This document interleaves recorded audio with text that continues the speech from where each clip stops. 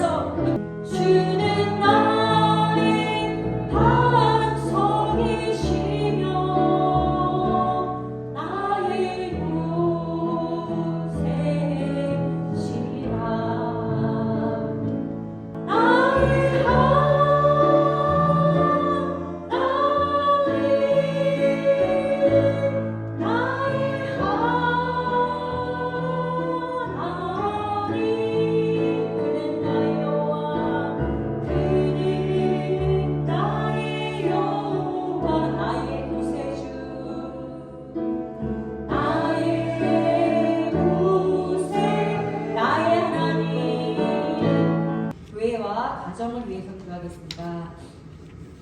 2023년 회복의 은혜가 넘칠 수 있는 교회가 되게 하시고 하나님의 꿈을 이루고 주의 마음을 기쁘게 하며 시험케 드리고 세상과 열방을 섬기는 동감한 교회가 되게 하여 주옵소서. 박훈구 목사님과 직분자들 위해서 기도해 주시기 바랍니다. 2월은 기도의 달입니다. 하나님 믿음으로 구하여 이루신 하나님 만날 수 있는 우리 모두가 될 수 있도록 그 교회 학교가 지난주 2월 5일과 돌아오는 12일 겨울성경학교가 있습니다. 겨울성경학교를 통하여 우리 아이들이 기도가 무엇인지 또 기도를 통하여 하나님이 일하시는 것을 만날 수 있도록 볼 수 있도록 기도해 주시기 바랍니다. 하나님을 제시하는 하나님의 꿈을 제시하는 동방교회가 될 수 있도록 또 하늘분들을 위하여 예수의 그 피를 머리부터 발끝까지 팔끝까지 덮으며 기도해 주시기 바랍니다. 교회 건축을 기도하실 때는 서울시 신속통합 계획을 통해 지체되지 않고 또 보상의 가정 가운데 주의 권세가 임하여 주옵소서. 주의 능력이 임하며 주의 긍휼이 임하여 부채가 없이 진행될 수 있도록 또 성령의 새바람과 새 부흥이 일어나는 교회 건축이 될 수 있도록 또 동방교회가 세워지는 것처럼 동방교회를 통해 다른 교회들이 세워지고 또 더 많은 선교일들이 감당되어지는 생명이 생명을 낳는 역사가 계속 일어날 수 있도록 기도해 주시기 바랍니다. 가정을 기도했을 때는 주님, 가족 구성원 중에 영혼 구원 속히 이루어 주옵소서. 또 강건함을 입혀 주옵소서. 하나님을 감동시키는 믿음의 명문 가정 되며 하나님 우리 가정에 계속적으로 예배의 재단이 끊임없이 쌓일 수 있도록 또 가족 구성원의 직장을 축복합니다. 사업장 가운데 함께 하시옵소서. 학업에 하나님의 지혜가 임하게 하여 주옵소서. 모든 처소에 하나님의 지혜와 지역이 넓어진 야베스의 복이 임할 수 있도록 주 상창하시며 교회와 가정을 축복하며 기도하도록 하겠습니다. 주여!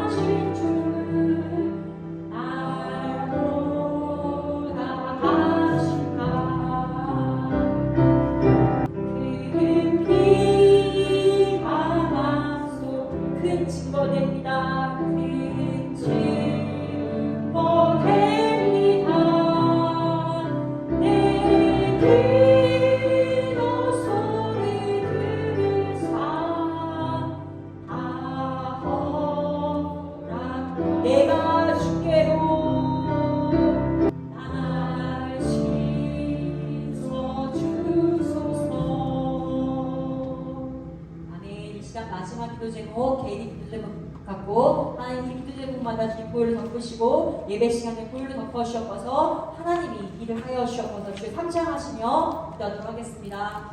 주여!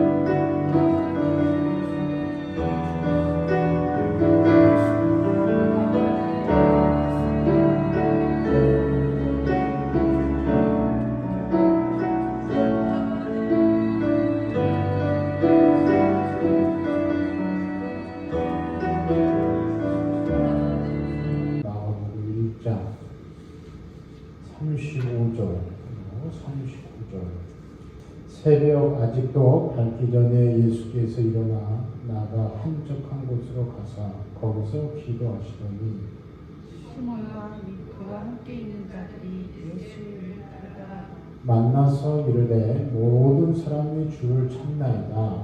이르시되 우리가 가는 가까운 마을로 가라. 거기서도 전도하리니 그가 이를 위하여 왔노라 하시고 이에 온 갈릴리에 다니시며 그들의 여러 해당에서 전도하시고 또 귀신들을 내쫓으시니라. 히브리인들은 저물어 해질 때 비로소 하루가 시작됩니다. 근데 이 성경은 하루의 개념을 어두운 밤에서 밝은 아침이 되기까지의 시간으로 이렇게 규정합니다. 하나님의 새날은 어둠을 걷어내는 것에서부터 시작된다는 그런 영적인 의미를 담고 있습니다. 여기 32절에 기록된 저물어 해질 때는 시간의 흐름상 안식일이 끝나는 시간이었습니다. 안식일의 주인이신 예수님은 안식일에 해당해서 귀신을 내어 쫓으시고 베드로의 장모를 고치시는 기적을 베푸셨습니다. 이러한 안식일의 진정한 의미를 깨닫게 하시고자 예수님은 일부러 안식일에 기적을 베푸신 것입니다.